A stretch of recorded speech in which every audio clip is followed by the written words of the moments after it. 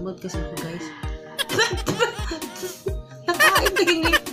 Hindi, kahit sa dito sa YouTube community, piling-pili. Sa totoong buhay talagang piling-pili lang din yung aking kaibigan. So, awayan na rin sa mga YouTuber, diba? So, nakakatakot din na magtiwala sa mga taong, alam mo yun.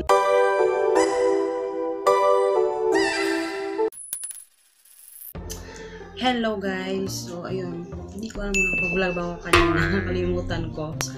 So, ngayon is aalis kami. Ipaglalaro ko lang sa McDo. Tapos, mag-grocery ako konti lang. Kasi bibili ko ng bigas. Bibili ko ng bigas ngayon. And, mag-makeup lang ako, light. Pulbo lang ako. Tinatamad ako. Alam nyo ba yung ginamit kong, yung binili ko na foundation, hindi ko ginagamit. Hindi ko talaga siya gusto. Ever since nung nagtatrabaho ako, nung dalaga pa ako, yung ginagamit ko talaga is yung Everbelana na normal ba yun? Na shade. Hindi ko siya gusto. Kaya, hindi ko siya nagagamit. Mas gusto ko kasi yung yung lumang tawag dito, foundation. Get ready with me. Matagal ko lang hindi nagagawa to Kung anong gagamitin, hindi ko alam talaga kung gagamitin. Actually, ang ginagawa, nagpupulbulan talaga ako guys. Tapos lip tint. Kasi literal talaga yung ginagamit ko guys. Literal na ito lang yung ginagamit ko. Tamad kasi ako guys. Nakain tingin. Sa ko nagkatingin sa cellphone, sa monitor. Sa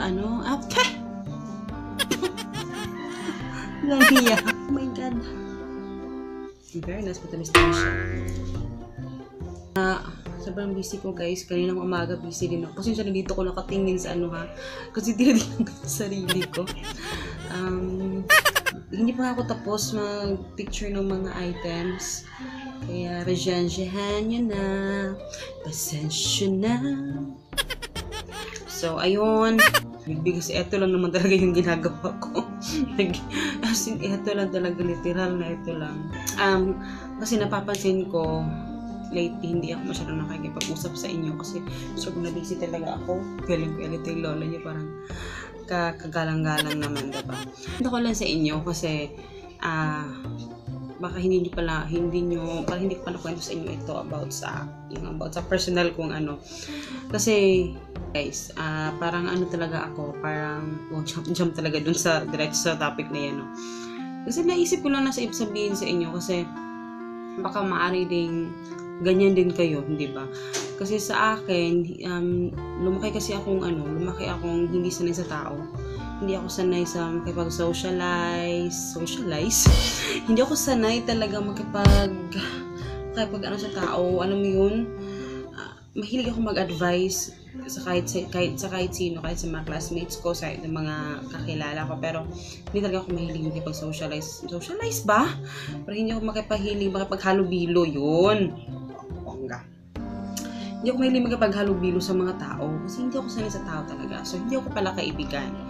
Kasi nga, naapektuhan din ako nung palipat-lipat ako ng school. Isa din yung sa naka-apekto. So, ayun nga. Naapektuhan ako doon nung palipat-lipat ako ng school. Kasi, simula nung elementary, high school, palipat-lipat na ako, guys. As in, dami ko na eskwelahan.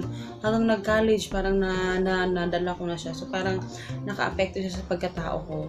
Kaya, yun yung iniiwasan ko kay Hagrid ngayon na yung magpalipat-lipat ng school. Kasi naapektuhan ka talaga yung ang dami yung adjustment. Nag-a-adjust ka lagi kasi iba na naman yung kaklase mo. Nag-a-adjust ka lagi kasi ganyan. Yun yung nagiging reason din sa totoong buhay. Nadadala ko na din siya na parang ko guys, tulang ako lagi, nakakulong. Parang yung palasyo ko, yung kwarto na talaga. So parang na hindi ako pala kaibigan talaga. So pag may mga bisita, natatakot ako lumabas sa kwarto. Doon lang talaga ako sa kwarto lagi kasi nahihiya ako. Sobrang iwas ako sa tao. Iwas ako sa tao talaga. Hindi hindi ako kinakausap yung tao pag hindi ako kinakausap. Doon lang ako parang doon na ako na ano lang nung kami na naging kami ni Papa nung naging kami doon niya parang doon niya si Papa yung nag-open sa akin sa totoong mundo. So totoong ano na parang hello, malawak yung mundo, parang ang laki ng mundo, ang daming pwedeng gawin sa bundong ito. Parang si Papa talaga yung nag-open sa mata ko na ganito pala. So doon ako nag-start na naging mag-friendly ako sa mga neighbors. Kasi noon talaga hindi. Parati ako nasuplada ako kasi hindi talaga ako namamansin. Kasi nga nahihiya ako. Even naman na ngayon, nahihiya pa rin naman talaga ako. Pero ikukumpara ko noon, talagang grabe, noon talaga worst talaga guys. Worst na kung worst. So, nahihirapan talaga ako mag-adjust sa tao. Bumalik na naman sa akin yung takot na natatakot na naman ako makipagkaibigan. So, which is, hanggang ngayon, ganun pa rin ako. Yung aking sitwasyon guys na takot ako sa tao. Hindi, kahit dito sa YouTube community, piling-pili. Sa totoong buhay talagang piling-pili lang din yung aking kaibigan. Sobrang konti lang ng kaibigan ko. True friend. Alam mo yun, may tuturin ko. Mostly, nagiging friend ko talaga yung mga cousins ko. Kasi marami akong mga pinsan. Mga cousins, mga classmates. So, ang daming mga pero piling-pili. May mga old friend na old classmate na naging kaibigan ko noon. Sila yung mga talagang salang-sala talaga guys. Ang kasi sa akin, nang hirap kunin ng tiwala ako. Sobrang hirap talagang kunin ng tiwala ko. Kasi, meron akong ground type na parang advanced mag-isip. Alam niyo yun, yung uso ngayon. Actually, ngayon lang yun nauuso. Pero ako talaga noon, ganyan na talaga yung ugali ko. Talagang advanced ako mag-isip. Na parang niisip ko lagi yung mangyayari bago ako nakikipagkaibigan sa tao. Alam mo yun.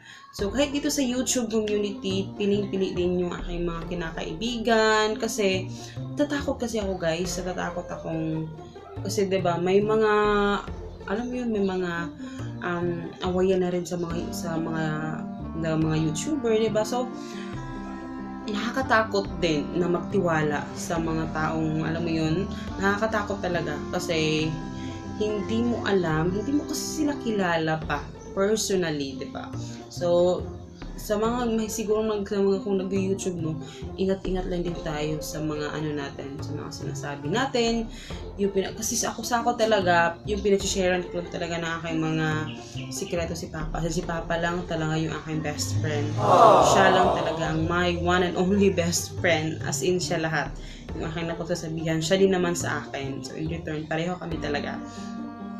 So, wala akong best friend sa labas, guys. Wala. Mga friends ko lang sila pero yung talagang si Papa lang talaga. Siya lang yung pinagsasabihan ko lahat ng mga sikreto ko. And then, pero sa talaga, hirap ako magtiwala talaga guys. Kasi marami na akong mga napagdaanan na ganyan na magtitiwala ka tapos tatraidorin ka. Tapos, kasi tinitinan ko din kasi yung niya, yung the way siya umaktog, the way, kasi may mga ganyan na mababait tingnan, pero totoo talaga, nasa loob yung kulo ba na parang ba yung ganyan tao, diba? Kaya mahirap magtiwala talaga guys. So, be careful kung sino man yung mga inaano ninyo, diba? Huwag mo masyadong magtitiwala. Kung mayroong mga, siyempre hindi may iwasan yung may mga chismis, may mga ganyang chismis, pero kung meron kang gustong i-chismis, kasi hindi maiiwasan yun, meron kang masasabi sa isang tao, huwag mo lang isabi sa kapwa YouTuber mo. Kasi para wala nang awayan. Mas magandang isabi mo na lang sa mga hindi nag-YouTube kasi hindi naman nila alam yung sa YouTube community, diba? Kasi hindi naman sila nag-vlog, hindi sila nag-video. Siguro sa akin, may mga taong hindi ko gusto. May mga tao kasi first pa lang na pagkakita ko sa kanila, hindi ko natin yung kamay ko. Hindi ko na sila gusto. Kaya ganon. Meron ding na parang naaanuhan mo yung loob mo. Parang magaan yung loob mo, diba? Ganon. So, ganun lang.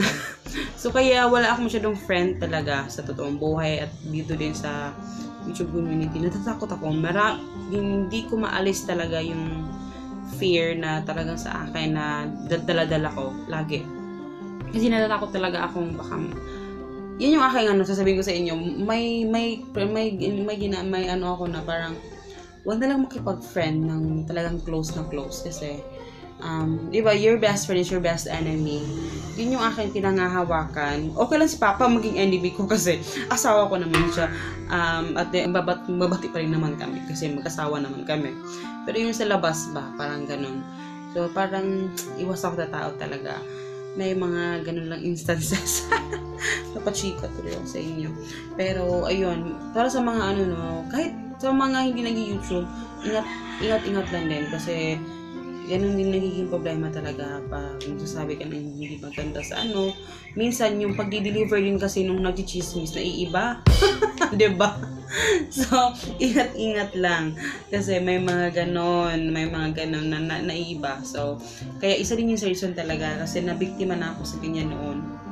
Kaya ayoko nang, parang hindi na ako nakikipag-close sa tao talaga kasi hindi maiiwasan na may masasabi ka sa kanya na mga, alam mo yun, masasabi ka sa kanya tungkol sa ibang tao. So, kaya ayoko ng chismis na, ayoko na talaga ng, hindi na, kasi never na guys, parang naging way ko na rin yun na parang, parang naging mature na ako sa mga napagdaanan ko, parang naging mature, parang act of maturity. Wow, act of maturity ba yun? Parang ano na ba? Naging tama na lang yung mga ano mo. Kasi pag nagiging matured ka na guys, parang matured na ba mature? Parang ano ba? Hindi mo na ayoko na makipag-away kasi feeling ko waste of time. Ayoko na rin makipag-chismisan kasi waste of time. Alam mo yun? Pag meron nga sometimes na si Papa nag-chismis, ay, pabayaan mo na lang sila. Pag-usapan na natin yung buhay natin. Huwag na natin silang pakialaman kasi waste of time lang talaga. Nakakaano lang. Parang hindi nila deserve yung hindi nila siya artista para pag-usapan. So sabi ko, wag na natin pag-usapan. Tayong pag-uusapan kasi sayang naman kung mag-aaway lang kayo, 'di ba? Sayang sa oras. Kahit nga nag-aaway kami ni Papa, nasasayangan din ako sa oras kasi nag-burp taro ako. Kasi alam ko naman magbabati rin kami. Alam mo 'yan. So, sana yung panahon na nag-aaway kayo, ano na lang, nag-banding na lang kayo or may magagawa ka pang ibang bagay. So, yun lang guys. So, dito ko na lang i-end yung vlog kasi parang mamaya hindi na ako makapag-vlog kasi gusto ko ma-enjoy namin ni Hagrid yung namin alis. So, dito na ko na lang i-end yung vlog. So, yun, I hope you guys enjoy at isa kapag-usap tayo ng konting-konti. And, yun. I hope you guys enjoy. Follow nyo kung sa Facebook, Instagram, Our Family Budget, at saka siya yung Shopee account ko, GKH Best Buy. Ilalagay yung description box. And see you in my next video. Babush! Kolon. Alam nyo bang ito yung favorite na kolon ko? Kolon? Ito yung favorite. Niligo ko yan.